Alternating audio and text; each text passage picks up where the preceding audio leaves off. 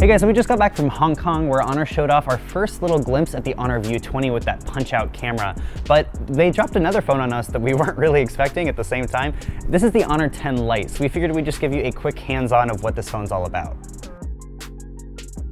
So if you start on the back, you've got this classic Aurora design that Honor is always using. I think it looks pretty good. There's a few different colors. This is the sky blue model, and it kind of transitions from this light blue to this silver, and I think it looks pretty nice. It looks very premium. Right above the fingerprint sensor, you've got two cameras. It's Honor's classic dual camera AI camera setup.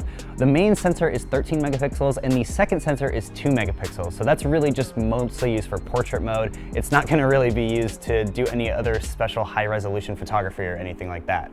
So if you move around to the front, you've got this little water drop style notch here, but it's housing a 24 megapixel selfie camera, which is like super high resolution for a selfie camera.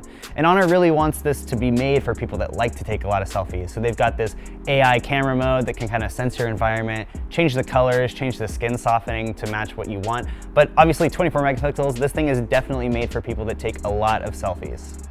The screen is a 1080p LCD and it looks okay. It looks fine, I think. I mean, it's not gonna be as punchy as something like an OLED, but it's good for what it is, and this is supposed to be a budget phone after all, so most budget phones are LCD anyway.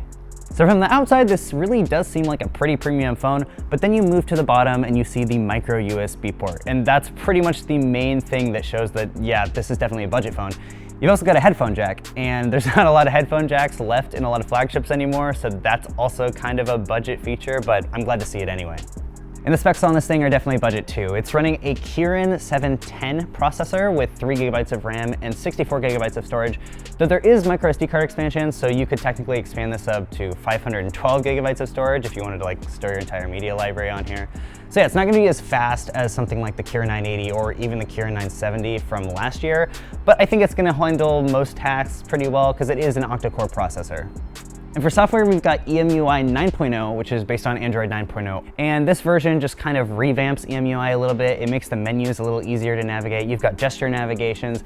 You don't have an App Store stock, but you can add it later. So there's a lot of customization here. It's kind of a love it or hate it UI. So we actually don't have global pricing on this thing quite yet. If you do translate the Saudi Arabian pricing to like euros, you get around 210 euros. And I think that's a pretty decent price for what you're getting. If you just want something cheap that looks good and is gonna take some nice photos and selfies, then this looks like a pretty good phone.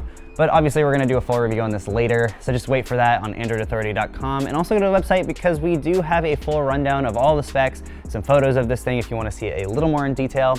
So until the next video, I will catch you in the next one.